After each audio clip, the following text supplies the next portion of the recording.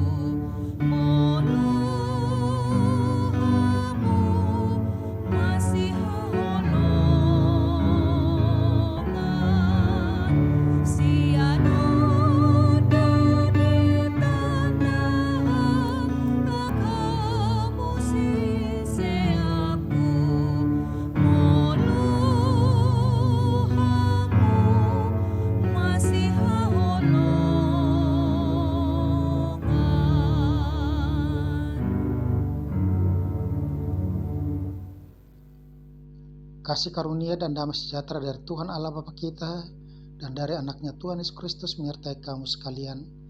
Amin. Damang Dainang, saudara-saudara yang dikasihi oleh Yesus Kristus, firman Tuhan untuk kita pada hari Jumat 24 Juni 2022 diambil dari Kitab Injil Matius pasal 5 ayat 17. Demikian bunyinya: Janganlah kamu menyangka bahwa aku datang untuk meniadakan hukum Taurat atau kitab para nabi. Aku datang bukan untuk meniadakannya, melainkan untuk menggenapinya. Unang madiri purhamuna au ro mangarupaku patiki, manang hata niaka panurangipe, dang ro au mangarupakon napajong jokko doau. Demikian pembacaan firman Tuhan. Saudara-saudara yang dikasihi Yesus Kristus, firman Tuhan pada hari Minggu yang lalu kita diingatkan bahwa hukum Taurat itu sebagai penuntun si parorat pedagogos, di mana dia berguna menuntun orang supaya dia sampai kepada kedatangan Kristus, sehingga manusia dengan iman percaya kepada Yesus Kristus maka dia memperoleh keselamatan. Firman Tuhan hari ini juga mengatakan kepada kita, janganlah kamu menyangka bahwa aku datang untuk meniadakan hukum Taurat atau kitab para nabi. Aku datang bukan untuk meniadakannya, melainkan untuk menggenapinya. Saudara-saudara dikasihi oleh Kristus, kalau di dalam perjalanan kehidupan kita saat ini, gereja HKBP masih tetap mempergunakan hukum Taurat, dan juga maknanya, maksudnya, dan juga ketentuan firman Tuhan tentang hukum Taurat itu dikatakan di situ setiap minggu dapat kita dengarkan hukum Taurat itu.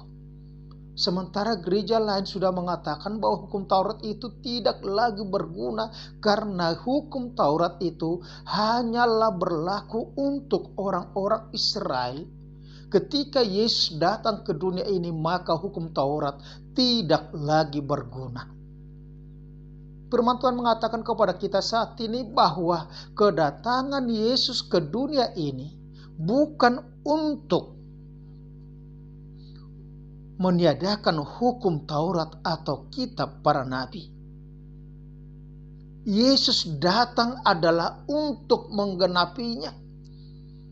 Karena inti daripada hukum Taurat adalah mengasihi Allah dengan segenap hati, segenap budi, segenap akal, pikiran, tenaga, dan juga mengasihi sesama manusia sebagaimana diri kita sendiri. Yesus datang ke dunia bukan untuk merombak, bukan untuk meniadakan, tetapi dia datang adalah untuk menyempurnakan. Karena apa? Firman Tuhan diberikan oleh Tuhan kepada orang Israel di Gunung Sinai adalah dalam rangka untuk menuntut ketaatan mutlak dari orang-orang Israel, di mana mereka adalah bangsa budak, orang-orang budak yang sudah lahir dalam beberapa generasi budak di Mesir.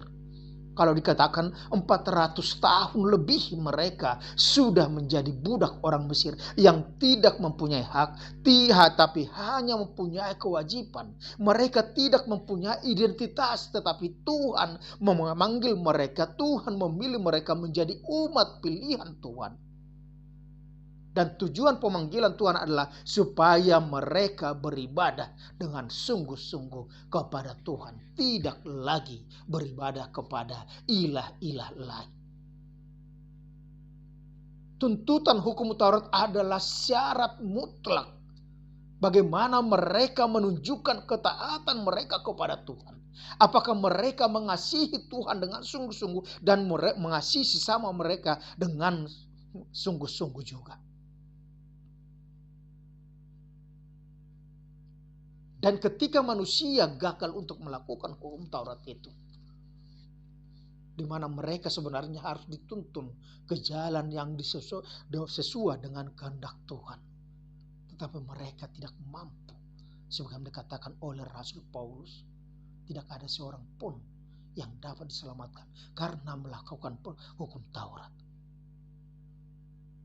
Tetapi Yesus sendiri datang ke dunia ini adalah untuk menggenapi semua hukum-hukum. Yesus tetap mengikuti apa yang dikatakan oleh hukum Taurat. Tetapi sebagaimana dikatakan, hukum Taurat diberikan adalah untuk kepentingan manusia itu sendiri. Untuk keselamatan manusia itu sendiri. Bukan untuk membebani manusia. Oleh karena itu di dalam kehidupan kita dikatakan kepada kita, ketika Yesus datang bukan untuk meniadakan hukum Taurat atau kitab para nabi, tetapi dia mau menggenapinya. Karena apa? Dengan pengorbanan Yesus di dunia di kayu salib, maka dia sudah menyempurnakan semua korban penebusan dosa.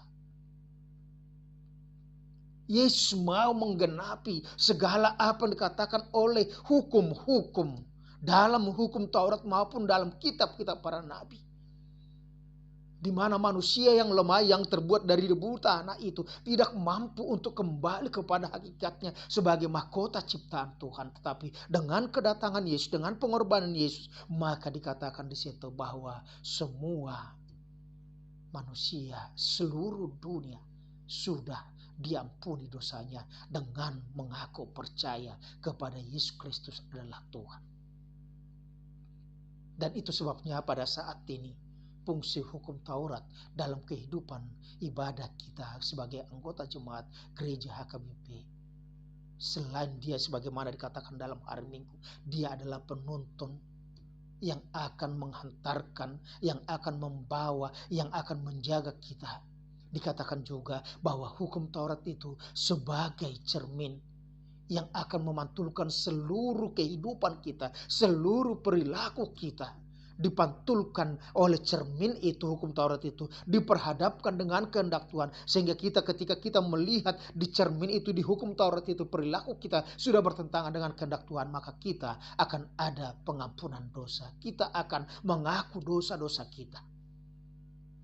Yang kedua dikatakan di situ bahwa hukum Taurat juga adalah sebagai pagar yang akan membatasi kita dengan dunia luar, supaya kita tidak sama dengan dunia ini, supaya kita dapat berjalan sesuai dengan kehendak Tuhan. Itu sebabnya juga dalam gereja HKBP, mengapa HKBP selalu meletakkan hukum Taurat itu di antara yang disebut dengan yang dibacakan oleh liturgis atau pargenda, yaitu antara votum introitus dengan pengakuan dosa. Karena ketika dunia ini gelap, tetapi setelah disinari oleh firman Tuhan, dunia itu sudah mempunyai sinar kehidupan. Kegelapan itu sudah mulai diberikan. Oleh karena itu ketika itu terjadi, maka datang hukum Taurat, pembacaan hukum Taurat, ataupun yang sering diambil dari Alkitab kita, atau mungkin dari aturan atau kompesi HKBP yang berhubungan dengan itu. Dikatakan di situ bahwa dengan diberitahukannya hukum Taurat, maka kita akan menyadari dosa-dosa kita. Ketika kita menyadari bahwa kita adalah orang berdosa, setelah firman Tuhan datang, ibadah kita dimulai dengan nama Allah, Bapa, Anak, dan Roh Kudus. Kutu kuasa Tuhan yang berkuasa dalam ibadah, kehendak Tuhan yang harus terjadi dalam ibadah kita. Maka dikatakan kita akan menyadari dosa-dosa kita. Sehingga setelah pengakuan, pendengaran kita akan hukum Taurat, maka kita akan mengaku dosa-dosa kita.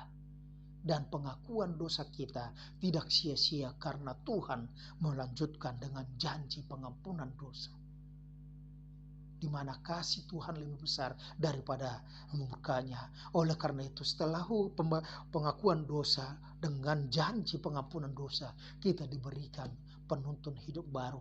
Dan yang akan dilanjutkan kembali dengan pengakuan iman kita sendiri. Itulah urutan ibadah kita. Hukum Taurat adalah untuk keselamatan manusia. Orang melakukan hukum Taurat bukan karena supaya dia selamat, tetapi karena dia telah diselamatkan. Karena dia beriman kepada Tuhan Yesus Kristus, maka dia menaati perintah Tuhan. Oleh karena itu, Kristus sudah datang menggenapi segala hukum-hukum.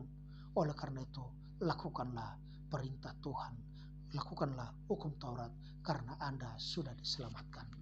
Amin. Terima kasih ya Tuhan, firman-Mu telah mengingatkan kami dalam kehidupan kami.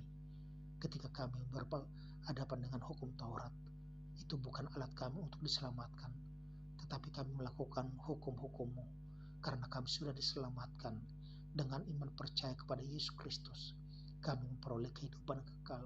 Kami telah ditebus dari dosa, iblis, dan maut, supaya kami menjadi anak-anak-Mu yang akan melakukan kehendak-Mu melalui firman-Mu yang sudah Kau beritakan melalui Alkitab-Mu ya Tuhan. Bapa surga, berkati kami semuanya. Kuatkan kami untuk mampu melakukan sesuai dengan kehendak-Mu, karena kami adalah anak-anak-Mu yang menjadi surat Kristus yang harus dibaca oleh orang lain.